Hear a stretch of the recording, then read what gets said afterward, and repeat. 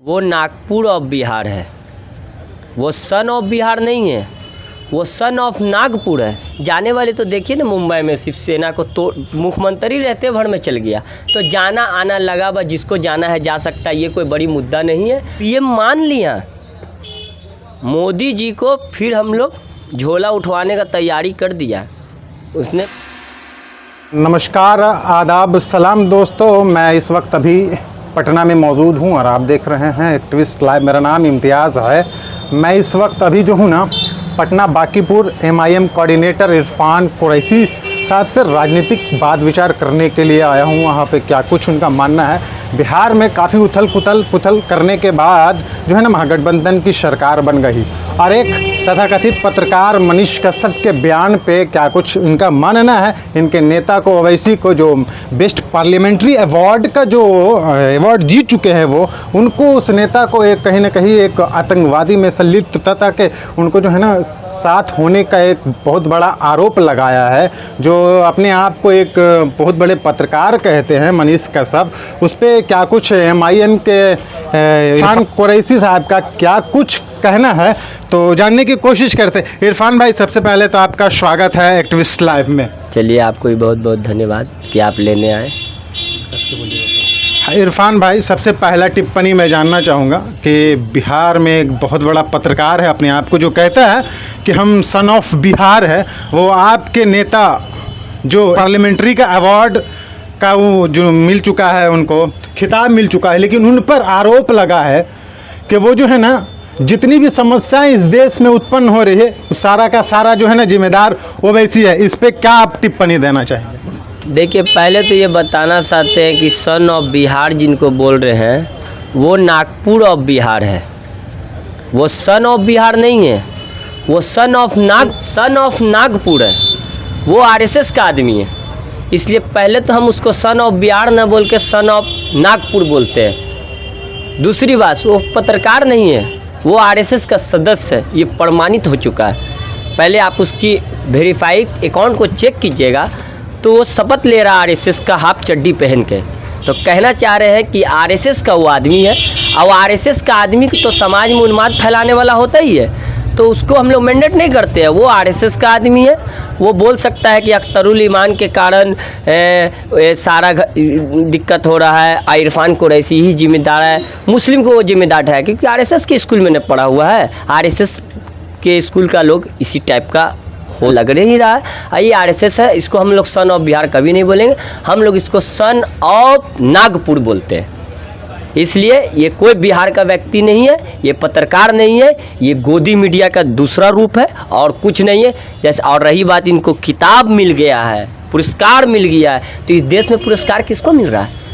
जो गाली बक रहा है उसको मिल रहा है, जो मुसलमान को गाली दे रहा है उसको मिल रहा है। क्या कौन सोनू सूद को कुछ मिल गया क्या?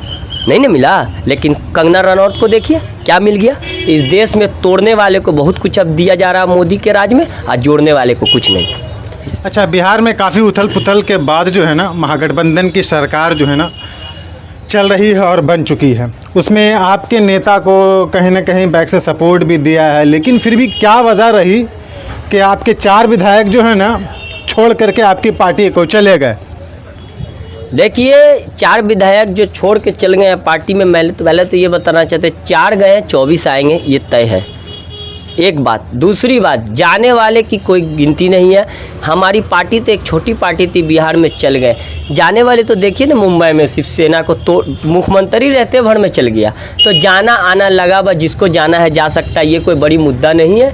और अब महागठबंधन की सरकार है। हम लोग के नेता असदुद्दीन ओवैसी साहब पहले भी बोल चुके हैं कि किसी भी हाल में हम सब पार्टी से अलायंस करेंगे, सपोर्ट करेंगे, सिर्फ भाजपा को छोड़ के। तो कहे का मतलब है कि हम लोग महागठबंधन के सरकार के साथ पूरी सम्मति के साथ था। विधानसभा में हम लोग उसका सपोर्ट भी किए है, बैक सपोर्ट, मतलब सरकार के शामिल नहीं है, सरकार में मंत्री नहीं, लेकिन सरकार के समर्थन है। और नीतीश इज़ द बेस्ट। अच्छा, तो ये सवाल पे थोड़ा सा एक जवाब नहीं आया कि क्या वजह, आखिर आप बैक से सपोर्ट तो RJD महागठबंधन को दे ही रहे थे, लेकिन तेजस्वी और RJD ने आपके विधायकों को तोड़ा है। देखिए, तोड़ने की बात नहीं है। मेरे भी पार्टी में अगर राजद से कोई आएगा तो हम उसको ऐसा नहीं बोलेंगे कि आप मेरे पार्टी में मत आइए, आप अछूत है। बात समझ रहे हैं। अगर राजद से भी कोई आएगा तो हम ले लेंगे। उसी तरह शहनवाज आलम का बैक रिकॉर्ड जानते हैं आप क्या है? अररिया वाले तस्लीमुद्दीन अंसारी के बेटा शहनवाज हुसैन को आप जानते हैं? उसका बैक रिकॉर्ड है राजद से है, उसका भाई राजद से, ये खुद राजद से था। तो इसका तो मतलब जड़े राजद से था। ये उस घड़ी राजद वाला इसको लात मार दिया, टिकट नहीं दिया तो ये एआईएम में आ गया, जीत गया तो फिर राजद में चल गया। अगला चुनाव हारना इसका मोटा मोटी तय है।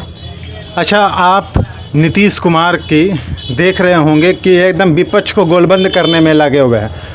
दिल्ली जहाँ से देख सकते हैं, जहाँ से विपक्ष जो है ना, बड़े बड़े नेता विपक्ष के, उससे मुलाकात कर रहे हैं और वो पीएम के तौर पर एक विपक्ष के तरफ से आ रहे हैं। तो आपकी पार्टी और आपका क्या कुछ मानना है इस पे? क्या ये पीएम मटेरियल के तौर पे आप इसको देखते हैं?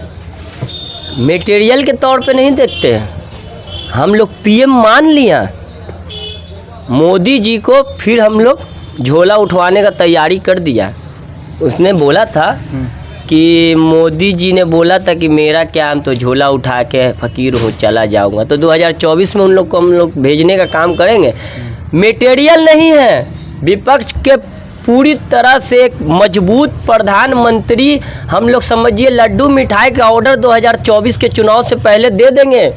अभी से हम लोग बोल दिया हलवाई को कि आप लोग बनाइए, मोदी जाने वाले हैं, नीतीश आने वाले हैं।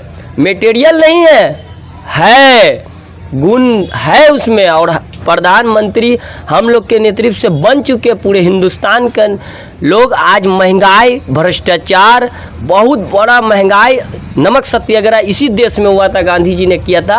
और आज फिर नरेंद्र मोदी वही अंग्रेज के राह पे चल के अनाज पे टैक्स लगाया है। इसलिए नमक सत्याग्रह जो क्यों हुआ था, टैक्स के कारण। आज हिंदुस्तान में अनाज पर टैक्स लगा है। तो ये नरेंद्र मोदी तो अंग्रेज के हिसाब से चल रहा है। इसको हम लोग भगाने का काम करेंगे और 2024 में नीतीश को प्रधानमंत्री बनाने का काम करेंगे। भाजपा तो कह रही है जो पूरा विपक्ष मिल करके जो है ना, कितनों भी कोशिश कर ले, अब की बार फिर से 300 पार होगा। कौन कह रहा? भाजपा फिर से। भाजपा, देखिए भाजपा का तो काम है, उसको तो बड़का झुट्टा पार्टी उसका नाम है। भाजपा का इसे ही काम है, बड़का झुट्टा पार्टी इसका नाम है। ये कुछ भी बोल सकता है। तो 300 कम बोल दिया, ये और ज़्यादा बोल सकता था। इसको बोलने में कुछ लगता है? ये लोग तो बोल बोल के तो प्रधानमंत्री बन गया, झूठ सच करके। 15 लाख देंगे तो ऐसे करेंगे, तो वैसे करेंगे, तो ये दे देंगे, मकान दे देंगे, दुकान दे देंगे, और पेट्रोल कर देंगे 40 रुपया, गैस कर देंगे 100 रुपये। तो ये बड़का झुट्टा पार्टी यही सब बोल बोल के प्रधान अब बोलेगा कि हम 500 कर देंगे, अब मोदी जी को। अब कुछ जनता झांसा में नहीं आएगा। जनता अब हिंदू मुस्लिम में फंसाना चाहेगा, बाबरी और ज्ञानवापी मस्जिद में फंसाना चाहेगा। जनता फंसने वाला नहीं है। जनता महंगाई से रो रहा है, करा रहा है।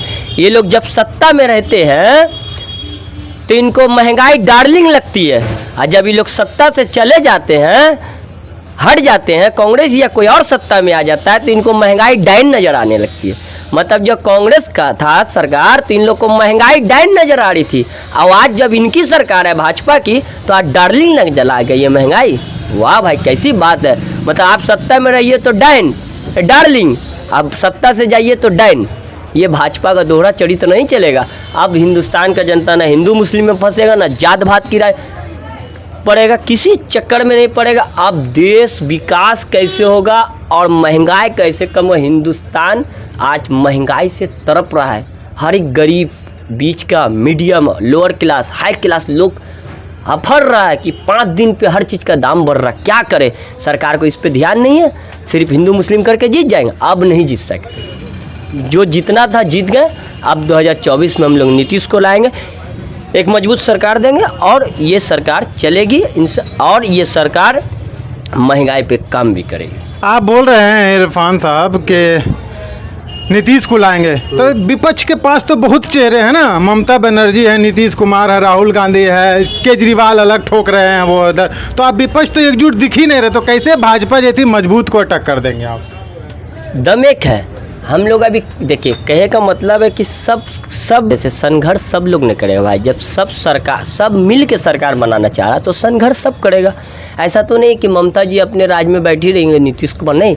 आज नीतीश जी वहाँ गए, कल ममता जी कहीं और जाएंगे। सब मिलजुल होके और नेता एक बार चुना जाएगा ना। अभी नीतीश कुमार ने खुद बोला कि हम नेता हैं, न ममता ने बोला है, कहीं पे बयान दिखा दीजिए कि हम प्रधानमंत्री हैं। कहीं राहुल गांधी का बयान है कि हम प्रधानमंत्री हैं? नहीं।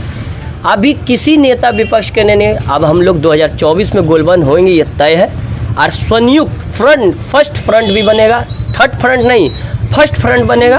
और हम लोग नेता उस वक्त चुनाव के पहले चुन लेंगे 2023 तक, और चुन के हम लोग चुनाव लड़ेंगे और इस बार भाजपा को भगाने का, पूरे देश से खदेड़ने का काम करेंगे। वो सरकार नहीं चाहिए जो किसान के छाती पे उसका बेटा गाड़ी चला दे, वो सरकार नहीं चाहिए। अब हम लोग को विकास पुरुष नीतीश कुमार चाहिए।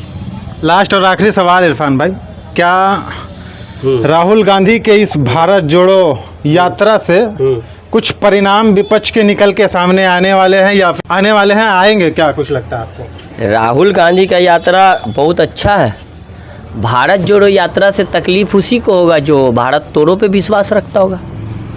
अगर हिंदुस्तान का एक एक नागरिक भारत जोड़ो यात्रा में सपोर्टेड है, अब भाजपा वाला अगर भारत तोड़ो का नीति अपनाता होगा तो उसको बड़ी बेचैनी होगा। तो हम लोग तो कांग्रेस के नहीं है, लेकिन हम बोल सकते हैं अगर कोई भारत जोड़ो यात्रा निकालता है, आप ही निकालते हैं, तो इससे अच्छी बात क्या हो सकती है? जो आपस में भाईचारा अगर थोड़ा बहुत इधर उधर है उसको मिलाने का प्रयास किया जा रहा, या भारत को जोड़ने का प्रयास किया जाए, तो इसमें बुराई क्या है? इसमें तो बुराई सिर्फ तोड़ने वाले को नज़र आएगा, जोड़ने वाले के लिए तो बहुत अच्छी बात है। तो कहने का मतलब बहुत अच्छा चीज़ है।